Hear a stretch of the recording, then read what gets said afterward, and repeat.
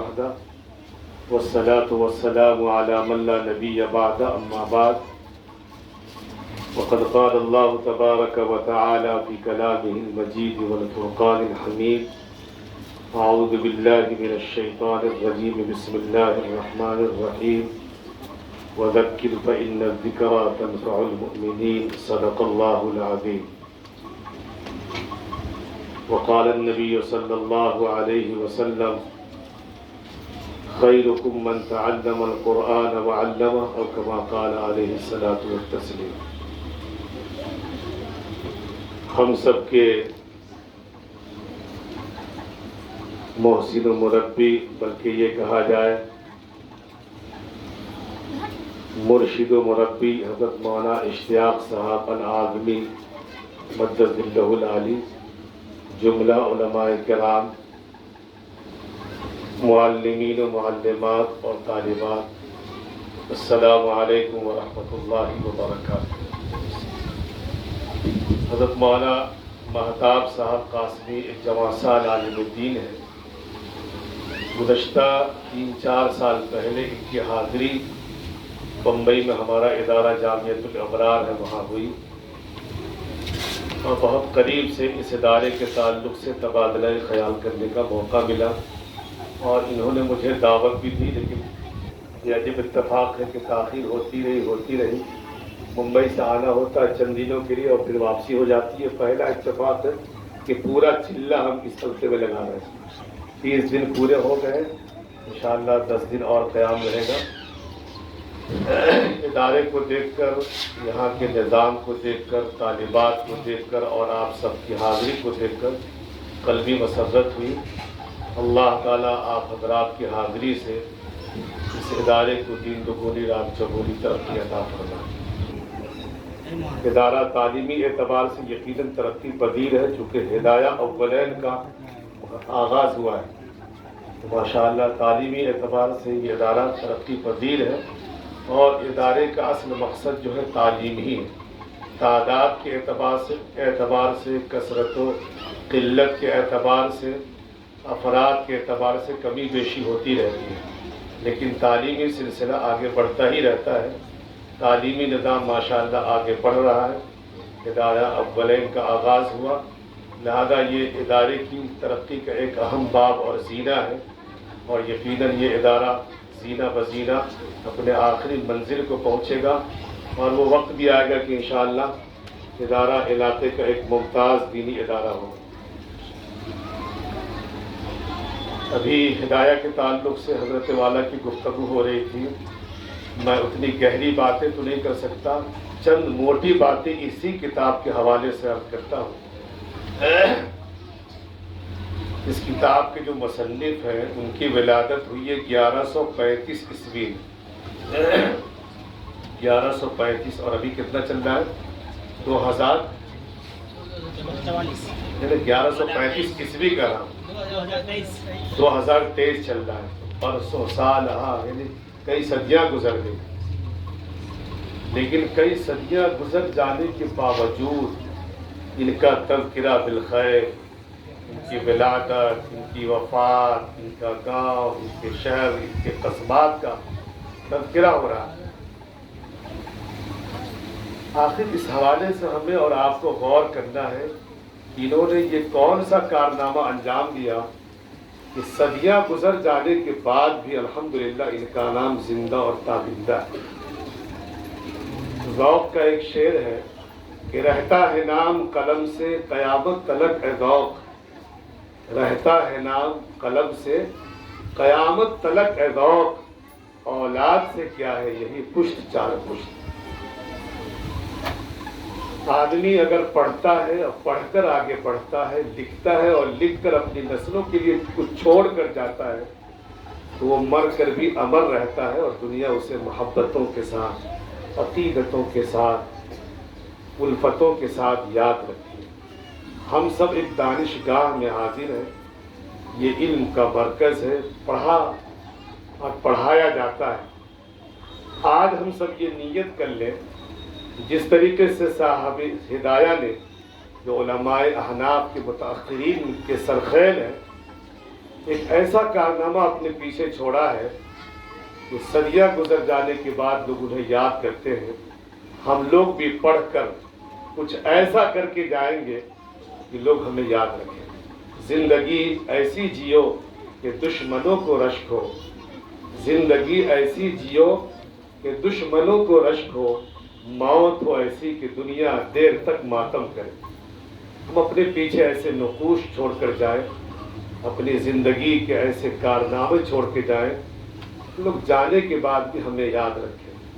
تو ایک تو آج کی اس مجلس سے یہ سبق ہمیں لینا ہے کہ ہم اپنے پیچھے کچھ اچھا کارنامہ چھوڑ کے جائیں. انشاءاللہ کریں گے انشاءاللہ. شریعت کو دو حصوں میں لوگوں نے منقسم کیا ہے علماء نے. ایک کا تعلق عبادت سے ہے, ایک کا تعلق معاملات سے. یہ کتاب ہدایہ آپ کے سامنے موجود ہے. اس کتاب کے تعلق سے علامہ عبدالحی لکھنوی رحمۃ اللہ علیہ نے لکھا ہے, اور بھی علماء کے اقوال ہیں کہ یہ کتاب ہدایہ 80 جلدوں میں تھی. لیکن 80 جلدوں کا پڑھنا اور پڑھانا بہت مشکل امر تھا. جو باذوق لوگ ہوتے وہ پڑھ لیتے, لیکن ہم جیسے بدذوق لوگوں کے لیے 80 جلدوں کو پڑھنا ایک بہت مشکل کام تھا. تو لوگوں نے درخواست کی کہ حضور اگر اس کو مختصر سے مختصر کر دیا جائے تو لوگوں تک ان کتاب کو پہنچانا بھی آسان ہے اور پڑھنا بھی آسان ہے. تو صاحب ہدایہ نے پھر محنت شروع کی اور وہ 80 جلدیں 4 جلدوں میں محیط کر دی. یہ بہت جامع کتاب ہے. اب عبادت اور معاملات, آپ اس ہدایہ کو پڑھیں گے تو اس کا جلد اول جو ہے صرف اس کا تعلق جو ہے عبادت سے, بقیہ تینوں جلدیں اس کا تعلق جو ہے معاملات سے. یہاں ہمیں یہ بھی سمجھنا ہے اور آج یہاں سے یہ سبق لے کر جانا ہے کہ جن چیزوں کا تعلق اللہ سے ہے وہاں کمی اور کوتاہی اگر ہو جاتی ہے تو اللہ اپنی رحمت سے ہمیں معاف کر دے گا.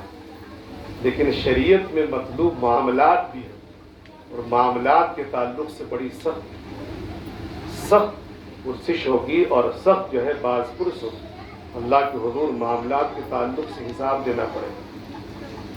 اس لیے صاحب ہدایہ نے معاملات کو 3 جلدوں میں بہت اچھے ڈھنگ سے بیان کیا کہ زندگی کے جیسے بھی معاملات ہوں ان معاملات میں پھوک پھر کر قدم رکھنا ہے, اور شریعت نے جو اصول و ضوابط زندگی گزارنے کے بتائے ہیں اس کی روشنی میں ہی اپنی زندگی کے فیصلے کرنا ہے. اگر ہمارے معاملات اچھے ہوں گے تو ہماری آخرت بھی کامیاب اور کامرہ ہوگی. اس لیے آج جو ہمارے معاشرے میں عبادتوں کے تعلق سے تو بڑا زور ہے, لیکن معاملات کے تعلق سے بڑا انحطاط اور بڑی کمی ہے. خواتین کا مدرسہ ہے. یہاں ایک بات کہہ دی جائے تو بہتر ہے کہ قرآن کریم میں اللہ رب العزت نے سورۃ النساء کے 4 بارے میں بڑی تفصیل کے ساتھ وراثت کا تذکرہ کیا اور وہاں خواتین اسلام کا تذکرہ ہے. لیکن آج ہم اپنے معاشرے پہ طائرانہ نگاہ ڈالیں, دائرانہ نگاہ ڈالیں, اپنے گھر, اپنے خاندان اور اپنے محلہ اور اپنا پورا گاؤں اور آگے چل کے شہر کا جائزہ لیں. میرے محترم بزرگوں اور دوستوں, کتنی کوتاہی ہے کہ ہم ان کا حصہ دینے سے وراثت میں جس کا حصہ اللہ نے تفصیل کے ساتھ بیان کر دیا ہم نہیں دے رہے. تو اصل تو معاملات ہے. ہم اس کتاب کو پڑھ کر معاملات کو سیکھیں گے اور کوشش یہ کریں گے ہماری بچیاں جنہوں نے آج ہدایہ اولین کی ابتدا کی ہے وہ نیت کر لیں کہ ہم اس کتاب کو خوب محنت سے پڑھ کر ہم جہاں بھی رہیں گے, جس جگہ رہیں گے, جس معاشرے میں رہیں گے, جس گھر اور خاندان میں رہیں گے, جس شہر میں رہیں گے, ہم خواتین کے درمیان بھی بیداری لائیں گے. اور یہ بالکل نہیں, یہ کیا محبت ہے کہ ہم اپنا حصہ چھوڑ دیں تو ہی ہم اپنے بھائیوں کے لیے وفادار ہیں. ہرگز نہیں. وفاداری کا مطلب یہ نہیں کہ جو شریعت نے حق دیا اس حصے کو چھوڑ دیں. حضرت مولانا قاضی مجاہد الاسلام قاسمی رحمۃ اللہ علیہ جو ہندوستان کے علماء کے سرخیل تھے, فرمایا کرتے تھے کہ جب تک بہنوں کو حصہ ان کے ہاتھ میں تھما نہ دو اس وقت تک اس کی معافی کا کوئی اعتبار نہیں کہ ہم نے معاف کر دیا.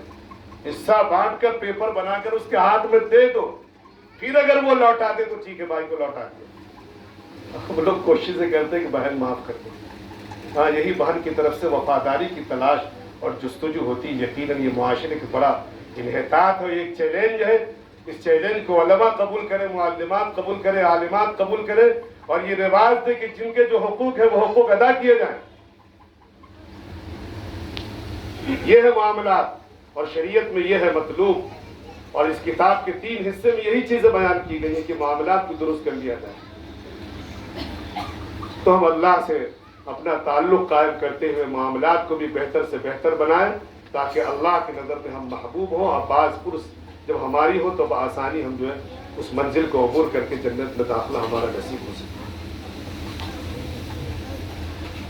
تیسری بات, یہ ادارہ ایک امت مسلمہ کا ایک پاور ہاؤس ہے, جہاں سے دین کی شعاعیں پھیلتی ہیں, روشنی پھیلتی ہیں. مولانا مہتاب صاحب, یقیناً ان کا نام مہتاب ہے, چمکتے ہیں دمکتے ہیں, لیکن سب ان کے ہی کندھے میں مت ڈالیں. اس علاقے کے ایک ایک فرد, ہم لوگ جو بیٹھے ہمارے تعلقات 20 لوگوں سے, سب تک ہم پیغام پہنچائیں. ایک نوجوان صالح عالم آپ کے معاشرے میں بنات کی تعلیم کے لیے کوششیں اور کاوشیں کر رہا ہے, ہم سب اس کا ساتھ دیں. یہ ضروری نہ سمجھے کہ وہ اپنا دامن پھیلا کر ہمارے گھر اور دروازے پر آئیں گے تو ہی ہم ان کی معاونت اور ان کے ادارے کی معاونت کریں گے. بالکل نہیں. اگر خیر کا کام ہو رہا ہے تو ہم وہاں پہنچ کر ان کا ساتھ دیں. حضرت مولانا علی میاں ندوی رحمۃ اللہ علیہ کا یہ قول ہے, فرمایا کرتے تھے کہ ایک مرد اگر پڑھتا ہے تو ایک فرد پڑھتا ہے, اور ایک خاتون اگر پڑھتی ہے تو ایک خاندان پڑھتا ہے. یہاں تو خاندان کی آبیاری ہوگی, آنے والی نسلوں کی آبیاری ہوگی, سچی اور اچھی نسلیں ان گودوں میں پروان چڑھے گی.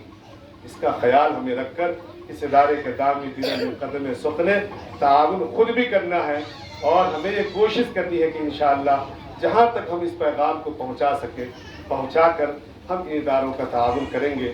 اللہ رب العزت کا احسان و کرم ہے کہ ہم لوگ بھی مولانا مہتاب سے قدم ملا کر تھوڑی سی ادنا سی کوششیں شروع کیے. بمبئی میں 13 سال سے ادارہ چلا رہے تھے, لیکن لوگوں کے اصرار پر کہ اس پٹی میں تو بہت سارے ادارے ہیں, لیکن سید پور جانے والے راستے پہ کوئی لڑکیوں کا مرکزی ادارہ نہیں ہے. الحمدللہ المعہد الاسلامی للبنات 2021 10 ستمبر کو اس کی بنیاد ڈالی گئی. 7 مہینہ 13 دن میں 13 کمرے تیار ہوئے, اور 23 مئی 2022 کو تعلیم کا آغاز ہوا. 95 بچیاں ہاسٹل میں رہی. اس سال 250 بچیاں ہاسٹل میں آ گئی ہیں. دعا کریں اللہ تعالیٰ ہمیں بھی مولانا مہتاب صاحب کی طریقے سے استقامت کے ساتھ بمبئی میں رہ کر ہی علاقے کی خدمت کی توفیق مرحمت فرمائے. اور مولانا مہتاب صاحب سے گزارش ہے کہ کوئی ایک تقاضا اگر آپ کا ہوگا چھوٹا سا, تو انشاءاللہ ہم ضرور پورا کریں گے. اللہ تعالیٰ ہمیں اور آپ کو عمل کرنے کی توفیق فرمائے.